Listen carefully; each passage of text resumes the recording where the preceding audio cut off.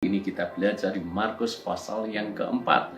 Ada beberapa perumpamaan yang tercatat di dalam Markus pasal yang keempat, tetapi saya mengajak Anda belajar perumpamaan tentang benih yang tumbuh. Dan ini merupakan satu-satunya perumpamaan yang dicatat di dalam kitab Injil. Dengan kata lain, ada begitu banyak perumpamaan yang dicatat di dalam Injil Matius, Markus, Lukas, atau Yohanes. Beberapa kali dicatat di dalam Injil yang berbeda. Namun khusus perumpamaan tentang benih yang tumbuh hanya dicatat di dalam Injil Markus saja. Saya mengajak kita belajar di ayat yang ke-26 sampai 29. Lalu kata Yesus, beginilah hal kerajaan Allah itu seumpama orang yang menaburkan benih di tanah. Lalu pada malam hari ia tidur, pada siang hari ia bangun dan benih itu mengeluarkan tunas, dan tunas itu makin tinggi. Bagaimana terjadinya? Tidak diketahui orang itu. Bumi dengan sendirinya mengeluarkan buah, mula-mula tangkainya, lalu bulirnya, kemudian butir-butir yang penuh isinya dalam bulir itu. Apabila buah itu sudah cukup masak, orang itu segera menyabit, sebab musim menuai sudah tiba. Perumpamaan benih yang tumbuh ini sangat menarik. Menariknya di mana? Ini mengajar kita arti menaburkan benih. Menabur benih itu artinya kita menaburkan firman Tuhan. Kita menaburkan benih artinya kita menaburkan nasihat-nasihat yang baik.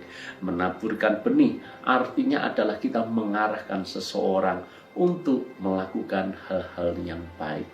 Dan kenapa petani ini menaburkan benih? Karena dia punya keyakinan benih yang ditabur tidak akan pernah sia-sia. Sebab di dalam benih itu ada potensi pertumbuhan.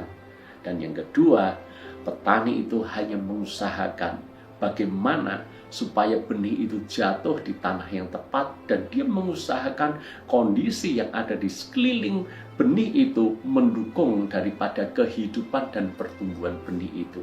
Itulah yang dilakukan petani. Selain itu sudah di luar kuasa daripada petani. Soal apakah benih itu bertumbuh atau tidak, itu sudah di luar kuasa dari petani itu. Yang penting petani itu mengusahakan dengan semaksimal mungkin hal-hal yang mendukung pertumbuhan benih itu.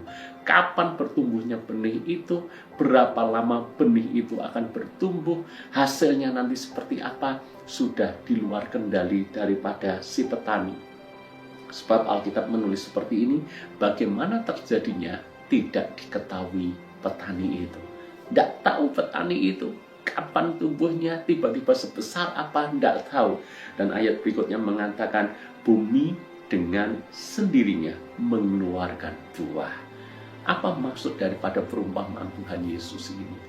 Kadangkala kita dihadapkan dengan jiwa-jiwa yang perlu kita jangkau, jiwa-jiwa yang perlu kita kenalkan kepada Yesus. Lalu kemudian kita memberitakan Injil, kita memberitakan firman Tuhan. Ingat baik-baik, tugas kita hanyalah menaburkan benih firman Tuhan. Dan kita mengusahakan, mengkondisikan supaya benih itu terawat dengan baik. Bagian kita adalah melakukan follow up. Bagian kita adalah mengingatkan akan firman yang sudah ditaburkan. Demikian pula halnya ketika kita menasehati seseorang. Kita tahu hal yang baik, maka kita perlu menyampaikan kepada orang itu. Kita tahu bahwa firman Tuhan pun harus disampaikan kepada dia. Tapi apakah orang itu berubah atau tidak? Orang itu akan mengikuti nasihat firman Tuhan atau tidak? Sesungguhnya sudah di luar kendali kita. Yang kita percaya satu hal, kalau kita melakukan bagian kita dengan baik, kita mau menabur benih, dan kita mau mengusahakan situasi lingkungan yang kondusif untuk pertumbuhan benih itu, hasil akhirnya serahkanlah kepada Tuhan. Benar kata Rasul Paulus menabur, Apolos menyiram, tapi Tuhanlah yang memberikan pertumbuhan. Jadi saudara-saudara, soal pertumbuhan itu biarlah Tuhan sendiri yang bekerja. Mungkin beberapa di antara kita frustasi. Tak kurang-kurang kita mengajak teman kita untuk kenal Yesus. Tak kurang-kurang kita mengajak keluarga kita untuk percaya Yesus. Bahkan mungkin ada keluarga kita yang dulunya percaya Yesus tetapi mundur sekian lama, tidak lagi ke gereja. Kita berusaha mendekatinya, kita berusaha mengingatkan kembali tentang firman Tuhan, tentang kasih Tuhan, tentang keselamatan. Bahkan kita tidak kurang-kurang mengajaknya untuk kembali ke gereja. Tapi kadangkala seolah-olah kita berhadapan dengan tembok yang keras. Apapun yang kita sampaikan sepertinya kembali dengan sia-sia. Ingat baik-baik, kita percaya satu hal, firman Tuhan yang ditaburkan tidak akan pernah kembali dengan sia-sia. Berilah waktu, kita hanya cukup mengusahakan pertumbuhan benih itu. Selebihnya biarlah Tuhan yang campur tangan dan bekerja. Kalau kita memahami prinsip ini, saya yakin kita tidak gampang frustasi ketika kita memberitakan Injil dan orang itu belum meresponi. Kita tidak gampang frustasi ketika kita memberi nasihat, tapi orang itu sepertinya mengabaikan nasihat kita. Kita tidak gampang frustasi ketika kita menabur, kita mengajar, dan seolah-olah tidak ada pertumbuhan. Pertumbuhan itu sepenuhnya ada dalam kendali Tuhan. Lakukan bagian kita dengan yang terbaik.